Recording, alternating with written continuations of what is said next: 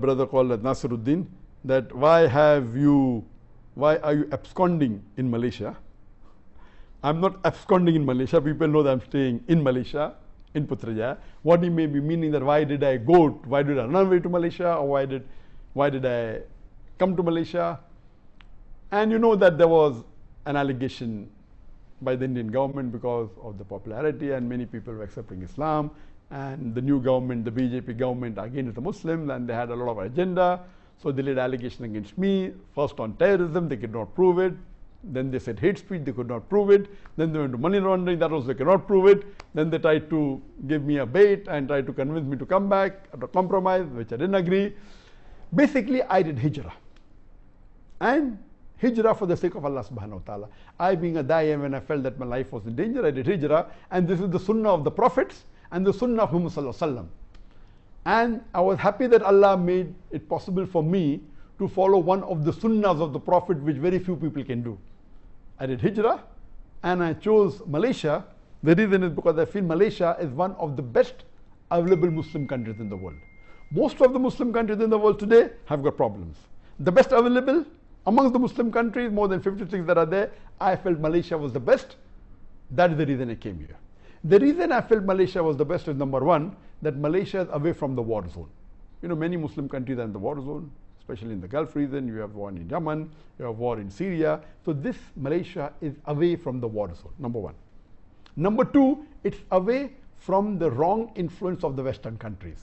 You know, people, the Gulf countries and Muslim countries close, which are in Europe and otherwise, they're under the influence, the bad influence of the Western countries, which Malaysia is away. It has very little influence of America and the Western countries, number two.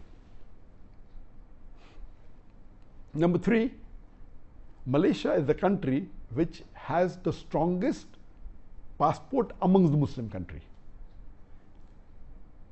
A Malaysian can travel to 185 countries without any visa. This was, I checked up last couple of months back.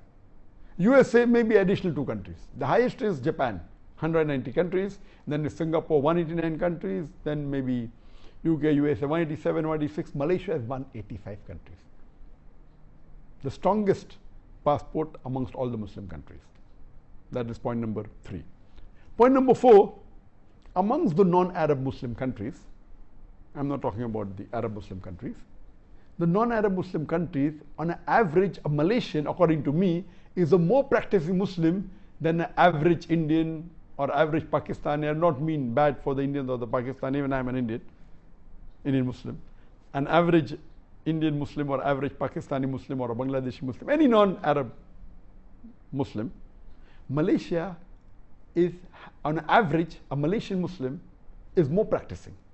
You have the percentage wise, if you see a survey that says that in India, the Muslim coming to the 5 times compulsory Sun mosque is just a minute percentage. In Malaysia, it's a high percentage.